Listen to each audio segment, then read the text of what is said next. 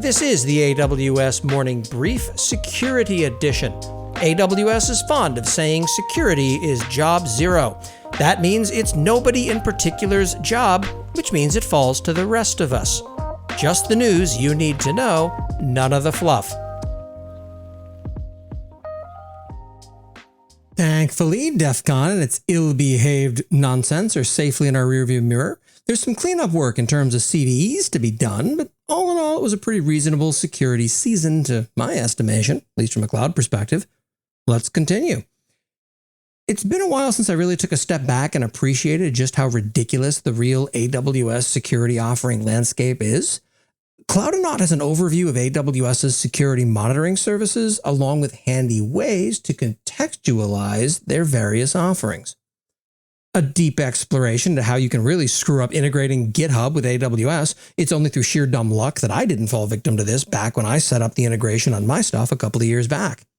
And Chris Farris, newly minted AWS security hero and security consultant to the Duckbill Group, talks about defining the sensitive IAM actions. This post touches on some of the things that are fairly reasonable, but also somewhat strange requirements got him thinking about in this vein.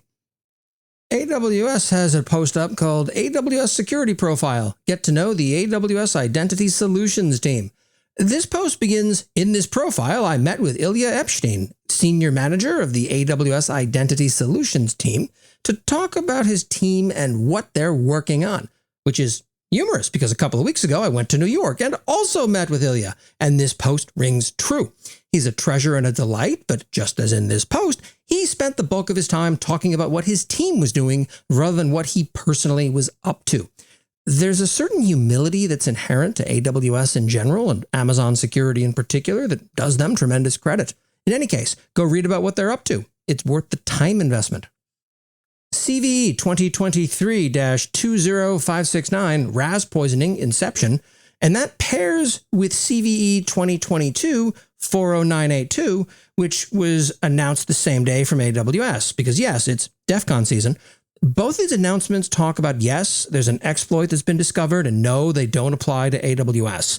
This is awesome, and I want to keep seeing more of these. Yes, it may get annoying and repetitive, but it's infinitely better than the failure mode of a big flashy new exploit has been released and my cloud provider has nothing to say about the matter. Overcommunicate these things, please. And tools. Avid is an AI vulnerability database.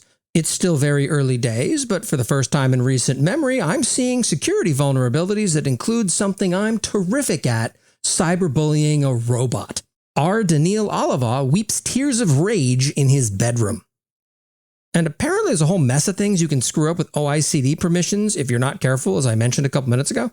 TinderSec fortunately threw up a scanner on GitHub so you can see if you've fallen prey to one of the classic blunders. And that's what happened last week in AWS security. I'm cloud economist Corey Quinn. Onward we go. Thank you for listening to the AWS Morning Brief Security Edition. For the latest in AWS security that actually matters, please follow AWS Morning Brief on Apple Podcasts, Spotify, Overcast, or wherever the hell it is you find the dulcet tones of my voice, and be sure to sign up for the Last Week in AWS newsletter at lastweekinaws.com.